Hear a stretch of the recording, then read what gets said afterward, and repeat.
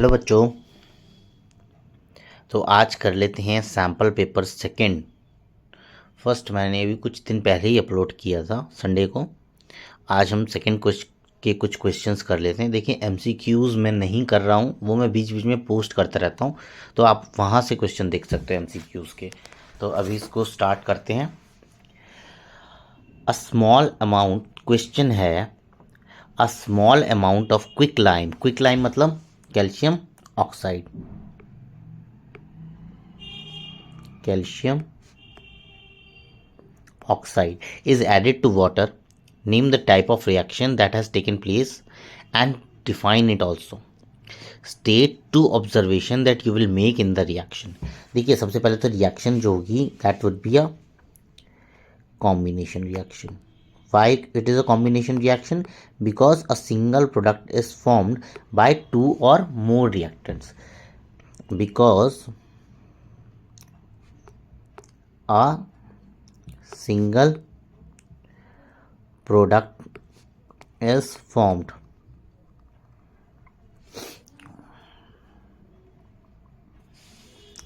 इसके बाद में इक्वेशन होती है calcium oxide plus water gives calcium hydroxide. इसकी ऑब्जर्वेशंस होगी क्विकलाइम रिएक्ट विग्रसली यानी काफ़ी तेज़ी से विद वाटर, काफ़ी तेज़ी से वाटर के साथ में रिएक्शन करता जाता है। And reaction is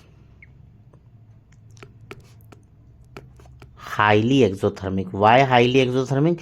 because large amount of heat is produced in the reaction. ये जो आपके पास CaO प्लस H2O है, जब कैल्शियम हाइड्रोक्साइड मिलता है तो साथ में हीट भी प्रोड्यूस करता है। That's why it is a exothermic reaction. ठीक है, तो इसमें जो आप लोगों को अंडरलाइन करना है, एक तो ये एक्सोथर्मिक रिएक्शन हो गया, कॉम्बिनेशन रिएक्शन हो गया, because single product is formed. ये आपको जो क्विकलाइम रिएक्ट विग्रसली, ये अंडरलाइन करना है। ये चार चीज़ें हैं जो आपने इस क्वेश्चन में अंडरलाइन करनी है। नेक्स्ट क्वेश्चन पे आ जाते हैं। 3 solutions A, B and C have a pH of 0, 3 and 5। तो A है, B है और C है। इसका pH 0 है, इसका pH 3 है, इसका pH 5 है। हमको मालूम है जितना pH कम होता चला जाता है उतना स्ट्रॉन्ग एसिड होता है। That is A is the strongest of all three. Because why? Because it has the lowest pH। और जो हाइड्रोजन आयन कंसंट्रेशन है, वो हाइड्रोजन आयंस जो होते हैं those are inversely proportional to pH। Means जिसका pH सबसे कम है उसमें सबसे ज़्यादा हाइड्रोजन आयन होंगे। तो यहाँ पे A has maximum hydrogen ions, सबसे कम होंगे C में, C से थोड़े ज़्यादा B में, एंड देन A में। तो this is the order that you have to write. आप इसको भी हाईलाइट कर दीजिएगा बॉक्स में। देखिए इसके लिए आपको अलग पेन की ज़रूरत नहीं है, उसी पेन से कीजिएगा। इसके बाद नेक्स्ट क्वेश्चन है, draw the pattern of magnetic field around a current carrying conductor. ये है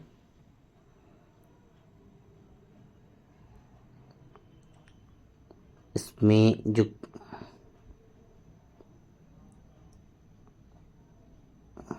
सर्कुलर लूप बनेंगे कुछ इस तरीके से। अगर ये करंट अपवर्ड है तो एंटी क्लॉकवाइज जो है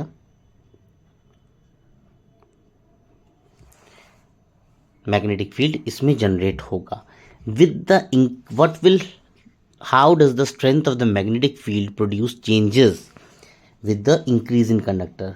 बिकॉज जो मैग्नेटिक फील्ड है, मैग्नेटिक फील्ड की अगर मैं बात करूं तो it is directly inversely proportional to the distance, यानी कि डिस्टेंस जैसे बढ़ेगा मैग्नेटिक फील्ड उतना कम होता चला जाएगा, और also magnetic field is directly proportional to the current. तो आई के डायरेक्टली प्रोपोर्शनल है, तो इंक्रीजिंग करंट के साथ में मैग्नेटिक फील्ड बढ़ जाएगा।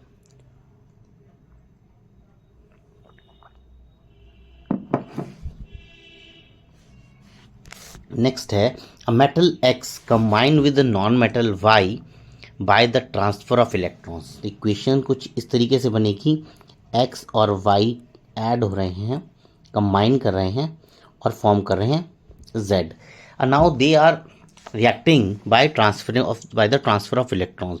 और जब भी इलेक्ट्रॉन्स ट्रांसफर किए जाएंगे तो एक इलेक्ट्रॉन डोनेट करेगा, दूसरा इलेक्ट्रॉन रिसीव करेगा। जो डोनेट करता है उसके ऊपर पॉजिटिव साइन आता है और जो रिसीव करता है उसके ऊपर नेगेटिव साइन आता है। तो अपोजिटली चार्ज आयन्स हैं, तो Z की जो बॉन्डिंग है दैट वुड बी आयोनिक या फिर इलेक्ट्रोवैलेंट बॉन्ड। क्लियर हो गया, क्योंकि शेयरिंग होती है कोवेलेंट तब फॉर्म होता है, और वैसे भी वो कोवेलेंट बॉन्ड जनरली दो नॉन मेटल्स के बीच में ही फॉर्म होता है। अब ये कह रहा है can you say about the melting and boiling point. Number B का आंसर हो जाएगा melting and boiling point of Z will be high because of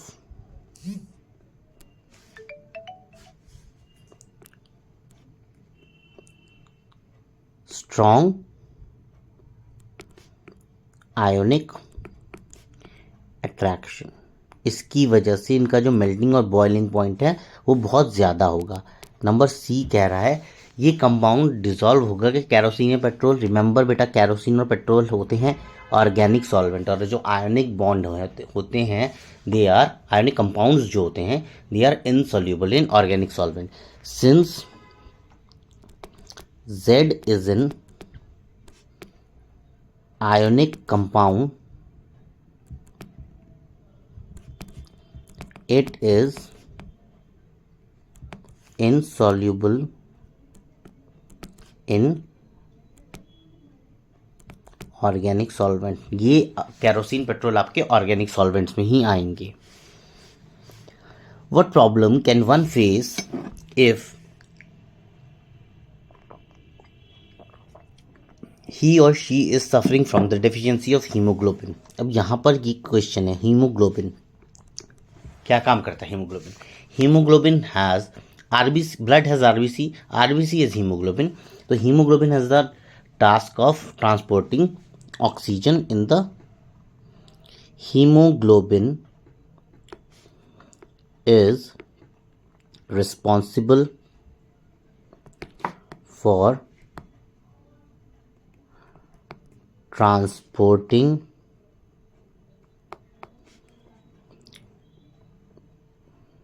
oxygen in the human body. If someone has deficiency of hemoglobin, then transportation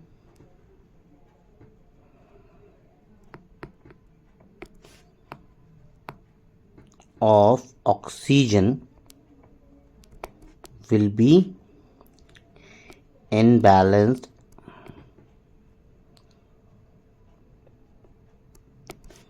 in the body। मतलब जो body parts हैं they will not get proper oxygen. तो ये इसका answer हो जाएगा। इसके बाद है आपको बताना है कि रेसेसिव ट्रेट्स, यानी वो ट्रेट्स जो अपने आप को केवल तभी एक्सप्रेस कर सकते हैं जब उनके ऑल्टरनेटिव में कोई और दूसरा ट्रेट प्रेजेंट ना हो। अगर कोई और दूसरा ट्रेट प्रेजेंट है तो वही ट्रेट जो है अपने आप को एक्सप्रेस करेगा, और अगर कैपिटल में है तो दैट इज कैपिटल में होते हैं generally, those are dominant traits. तो मोनोहाइब्रिड क्रॉस के यूज से आपको बताना है कि रेसेसिव ट्रेट अपने आप को नहीं एक्सप्रेस कर सकता इन F1 जनरेशन की यूजिंग मोनोहाइब्रिड क्रॉस। डाईहाइब्रिड हमें नहीं बताना है। देखिए डाईहाइब्रिड होता है जब उसके पास दो कंट्रास्टिंग कैरेक्टर होते हैं, जैसे रेड एंड येलो दो कैरेक्टर्स हैं वो हो गए, लेकिन यहाँ पर हमें मोनोहाइब्रिड से बताना है। तो ये इसका हम चार्ट ड्रॉ कर लेंगे। हमारे पास एक ही कैरेक्टरिस्टिक्स है हाइट का, एक टॉल प्लांट है एक शॉर्ट प्लांट है। तो यहाँ पर हो जाएगा टी, यहाँ पर भी कैपिटल टी, यहाँ पर स्मॉल टी, यहाँ पर स्मॉल टी। इन दोनों का हाइब्रिडाइजेशन करेंगे तो कैपिटल टी स्मॉल टी आएगा, यहाँ पर भी कैपिटल टी और स्मॉल टी आएगा, कैपिटल टी और स्मॉल टी आएगा, अगेन कैपिटल टी और स्मॉल टी आएगा। तो in all the plants in F1 generation are tall, which is a dominant trait। तो अपने आप को जो रेसेसिव ट्रेट है वो एक्सप्रेस नहीं कर पाया, यही हमें इस क्वेश्चन में बता रहा था। Next is refractive index of water with respect to air is 1.33। तो refractive index of water with respect to air ये दिया हुआ है इज 1.33,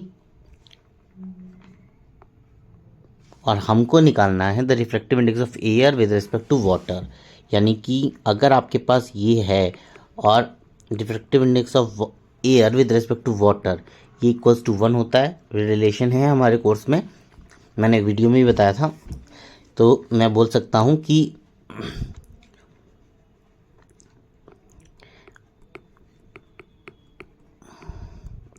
इसके इक्वल हो जाएगा, यानी कि 1/1.33, 1 डिवाइडेड बाय 1.33, इसको डिवाइड कर लीजिए और कितना आएगा,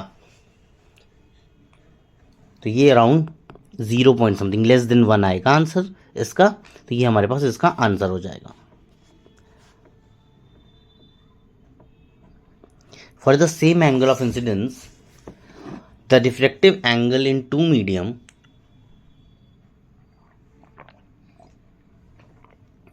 कौन कौन सी मीडियम दे रखे हैं, P और Q। एक में एंगल है 20 डिग्री का एक और एक में एंगल है 30 डिग्री का। क्लियरली जो मीडियम्स हैं P और Q both mediums they are denser than the present medium. और P की अगर मैं बात करूं तो P is more denser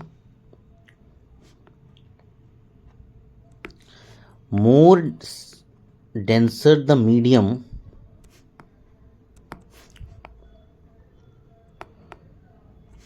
less will be the refractive angle. ठीक है, तो जो ओपेसिटी है उसकी डेंसर है या रेयर है वो डिपेंड करेगा inversely on the angle of refraction, और एंगल ऑफ रिफ्रैक्शन P में ज़्यादा है तो सॉरी कम है, तो P जो है वो डेंसर मीडियम है। इसके बाद में DDT was sprayed in a lake to regulate breeding of mosquitoes. How would it affect the trophic level in the food chain associated with the lake?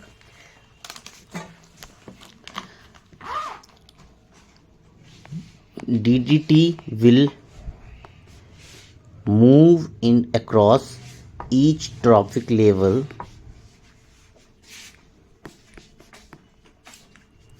and its concentration will be increased across each level or successive level. The process is known as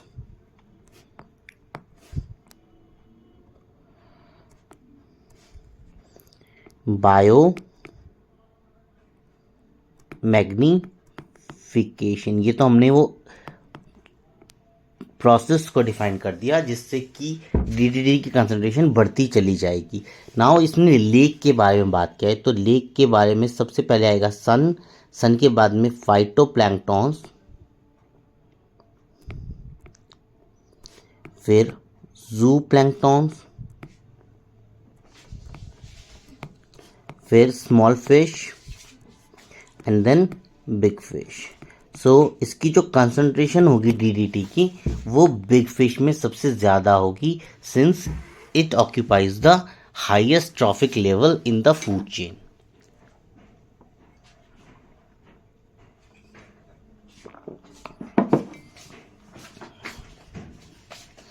define the term power of accommodation,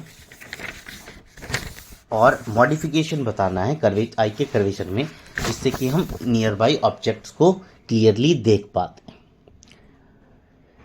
देखिए, power of accommodation वो property है हमारी आँख की जिससे कि वो उसकी फोकल लेंथ को एडजस्ट कर पाती है। तो power of accommodation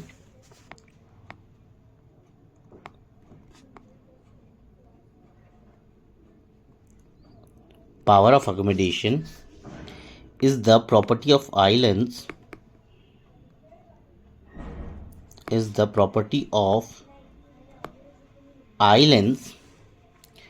to adjust its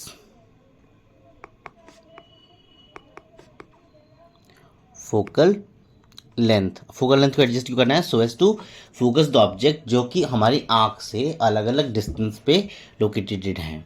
ठीक है,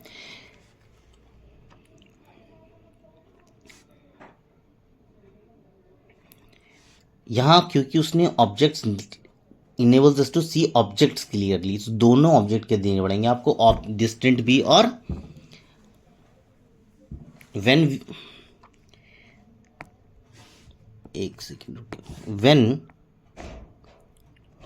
सिलेरी मसल्स वो मसल्स हमारी आंख में जो फोकस को एडजस्ट करती हैं, when ciliary muscles are relaxed,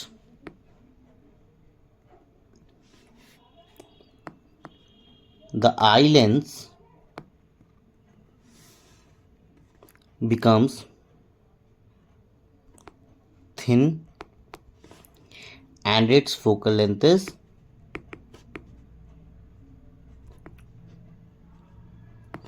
maximum.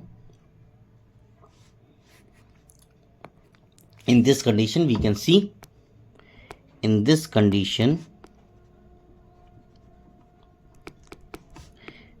can see, distant objects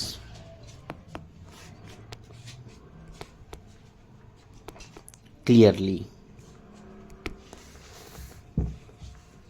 और जब हमको पास की चीज़ें देखनी होती है तो सिलेरी मसल्स कॉन्ट्रैक्ट कर जाती है, कॉन्ट्रैक्ट करेंगी तो आई लेंस थोड़ा थिक हो जाएगा और फोकल लेंथ कम हो जाती है, फोकल लेंथ डिक्रीजेस, तो इसलिए हम पास की चीज़ों को देख पाते हैं। ये जगह नहीं है, ये आप लोग अपने तरफ लिख लेना।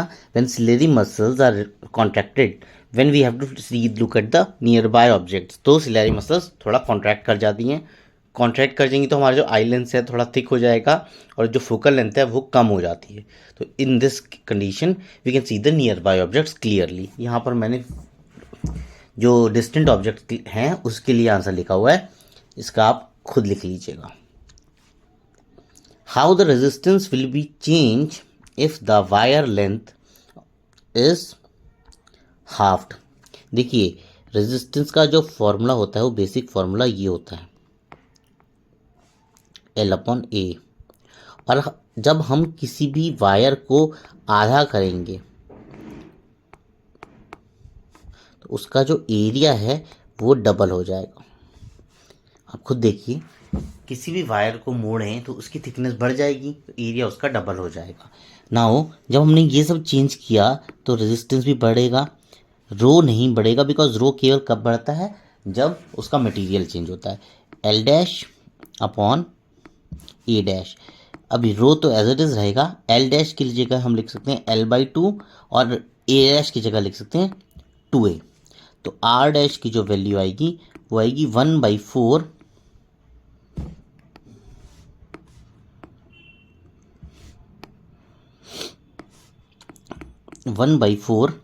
रो L/A।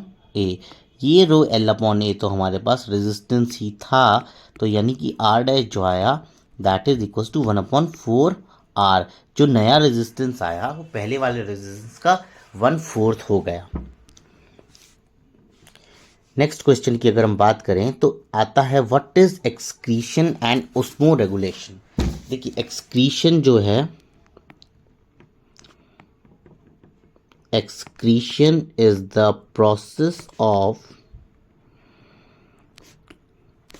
Removal of waste undigested food जो होता है, removal of waste substances from the body.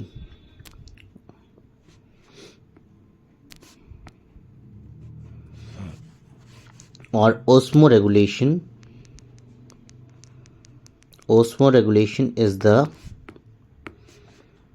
is maintaining process of maintaining water concentration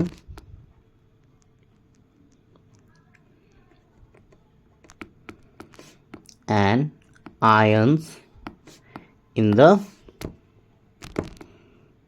body. Both are a part of excretory system. दोनों चीजें आती हैं। What changes are observed in the uterus subsequent to the implantation of young embryo? तो आएगा सबसे पहली बात तो जैसे ही इम्प्लांटेशन होता है, when the embryo zygote is implanted in the uterus, the uterine line जो है it becomes thick, और उस थिक लाइनिंग में एम्बेडेड होता है एक structure that is disc like structure that is known as placenta. अब ये प्लेसेंटा यूज किस लिए होता है? प्लेसेंटा जो ग्रोइंग एम्ब्रायो है इसको न्यूट्रिएंट्स ट्रांसफर कराता है फ्रॉम द मदर्स बॉडी। इसके एब्जॉर्प्शन का सरफेस जो बढ़ेगा उसके लिए इसमें एम्ब्रायो साइट पे विली होते हैं। तो इसका जो आंसर लिखेंगे आप वो लिखोगे सून आफ्टर इम्प्लांटेशन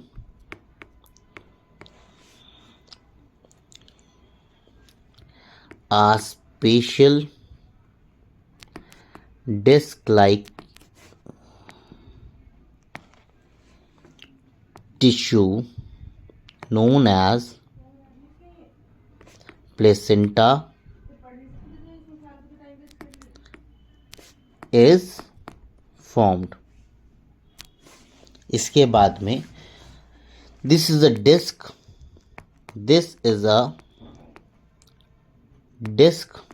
यहाँ पे इसको टिश्यू कर लीजिए आप, special tissue known as placenta. This is a disc-like structure embedded in the uterine wall. ये भी अंडरलाइन हो जाएगा। इसके अलावा it contains villi on embryo side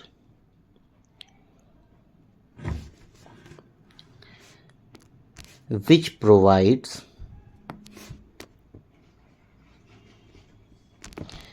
large surface area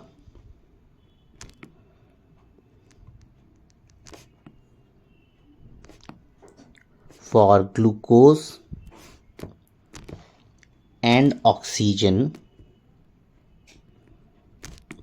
to pass from mother to embryo.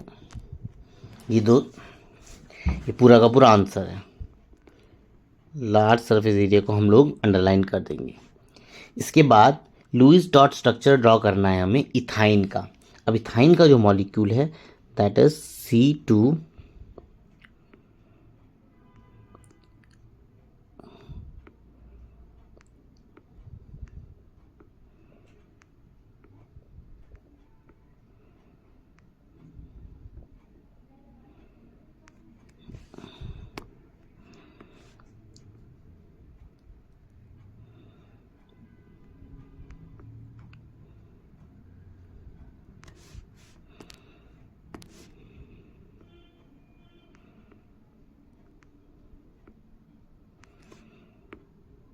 यहाँ पर भी सी आएगा, एक हम यहाँ शो कर देंगे।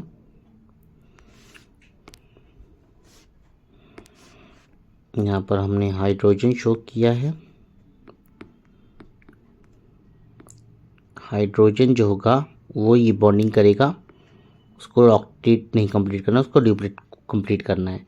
जब हम इसकी बात करते हैं कार्बन की, कार्बन को 8 इलेक्ट्रॉन कंप्लीट करने हैं, 4 उसके पास ऑलरेडी हैं, 3 वो एक कार्बन से ले लेगा, 3 वो एक वो हाइड्रोजन से ले लेगा, उसके पास 4 कंप्लीट हो गए। यहाँ पर देखेंगे तो ये बनता है। तो इसका जो स्ट्रक्चर बनेगा कुछ ऐसा बन जाता है, H single bond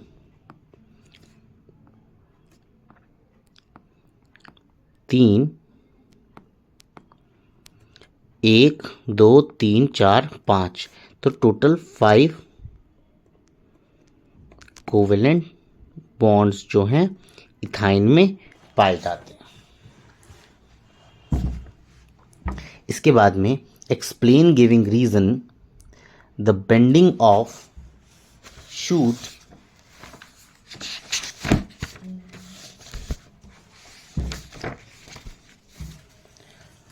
when the light source coming from the side of plant। तो हम पॉइंट्स में लिख लेते हैं। Number 1, when a plant gets light from one side, shoot tip has a growth hormone, जिसको हम बोलते हैं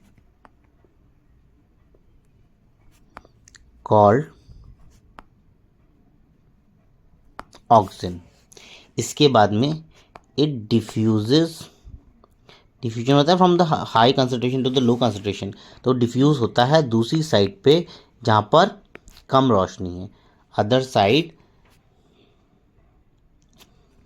then one receiving light. Fourth point है इट ब्रिंग्स ग्रोथ कहाँ पे, क्योंकि ऑक्सीजन की कंसंट्रेशन डार्कर साइड पे ज़्यादा होगी तो ग्रोथ भी वहीं पर ज़्यादा होगी, ऑन द डार्कर साइड।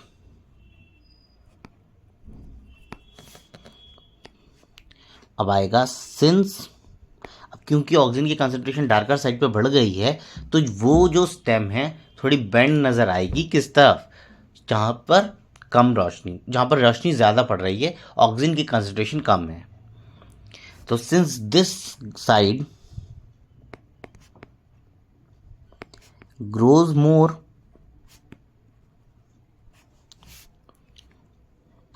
किससे, then the side which received light, the stem appears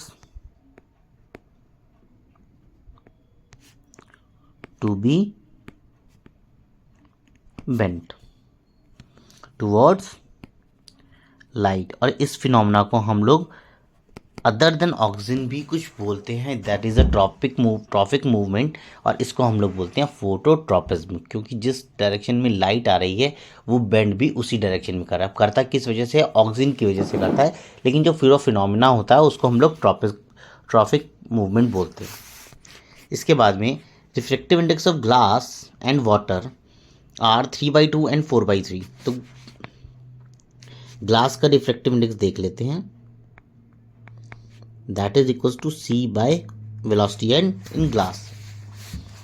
तो ये दे रखा है 3/2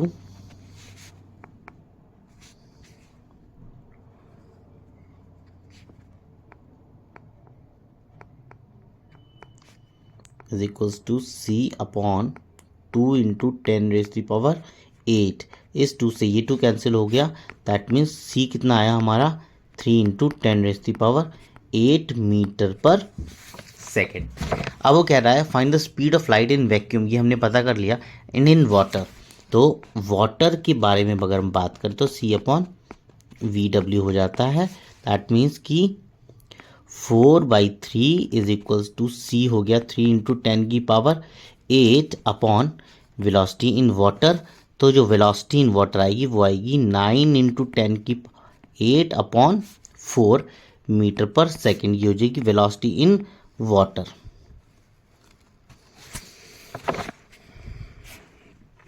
voltmeter is connected in parallel. इसका बहुत ही सिंपल आंसर है, it has high resistance, infinite resistance होता है, that's why it is connected in parallel. क्योंकि रेजिस्टेंस ज़्यादा होगा तो करंट को वो फ्लो नहीं करने देगा, ठीक है। तो it has very high resistance since voltmeter has high resistance, that's why it is connected in parallel। इसके बाद में reason for the following, placenta has villi on embryo side. अभी बताया इसका answer, it provide surface area for the absorption of the nutrient. Uterine lining is thick and spongy to provide nutrition to the growing embryo, or oral pills are hormonal preparation because they disrupt hormones in the female body। progesterone release नहीं करते so as to prevent, and hence prevent fertilization is prevented because they disturb the hormones, so ovulation is disturbed, and since ovulation is disturbed so no mature egg will be released, hence fertilization will be prevented। So these are the questions for the sample paper 2 in science। I hope आप सबने ये कर लिए होंगे। Thanks for watching and all the best।